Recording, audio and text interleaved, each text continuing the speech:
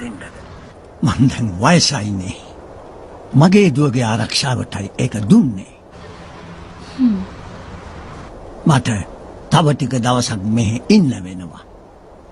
අපේ ගවේෂණ කටයුතු සාර්ථකයි. නන්වියේ අධිරාජ්‍යයට අයත් භූමියක් හමු වුණා. දුව දන්නවනේ මම පුරාණ ශිෂ්ටාචාර ගවේෂණයට කැමති බව.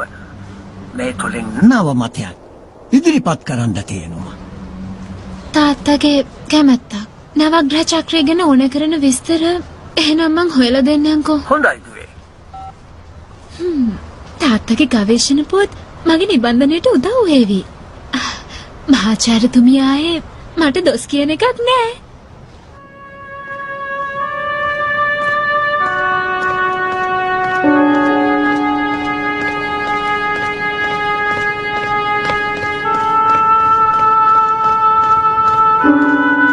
ෂියාවචන් රාත්‍රී රාජකාරිද? තින්යාව තාත්තට තොරතුරු හොයන්නද?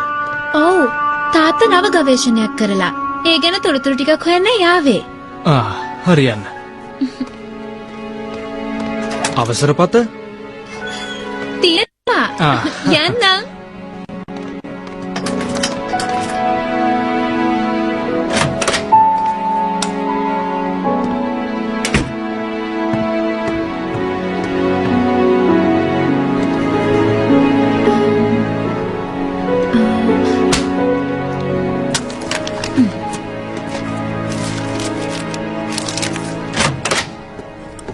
තින්යාව ඔයාද?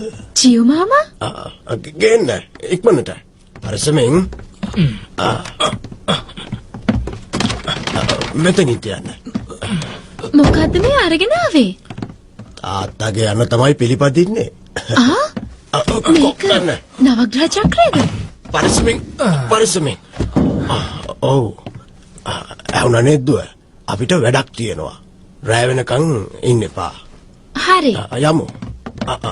ඇහුණද දුව? වේදුලිය විසන්ධි කරලා මතක ඇතුව දොර වහන්න.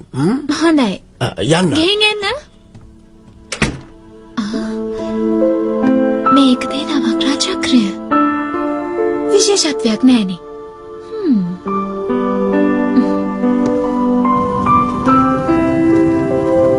මහාචාර්යතුමා.